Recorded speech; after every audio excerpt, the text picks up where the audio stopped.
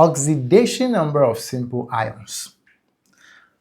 Elements in their neutral state have oxidation numbers of 0. Yes. But the fact is, they do not like to remain like that.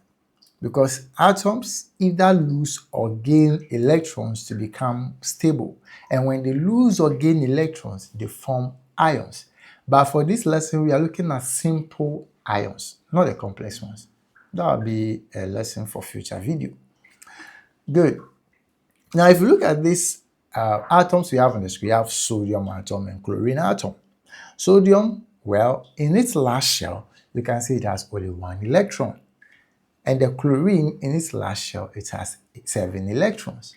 So both of them are not stable. So what happens? Sodium loses its 1 electron and chlorine gains that 1 electron. You know, I'm not going into detail about how cations and anions are formed because I already have a lesson on that. So if you have not watched formation of cations and formation of anions yet, then go and watch it and come back and continue from here. So sodium loses its electron and chlorine gains the lost electron. Now what about magnesium? Magnesium has 2 electrons in its outermost shell. Meanwhile, the electrons must be 8 in total. It has only 2.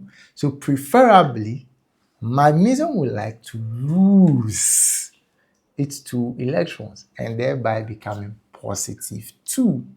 You want to understand how cations are formed? Watch our video on cations. So the question is, what then becomes the oxidation state of these simple ions? To put it simple, the oxidation state of these simple ions are the charges we see on them. So magnesium has an oxidation state of +2, chlorine has -1, and sodium has +1.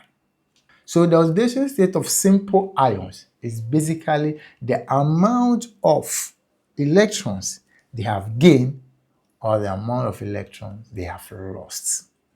See you in our next lesson.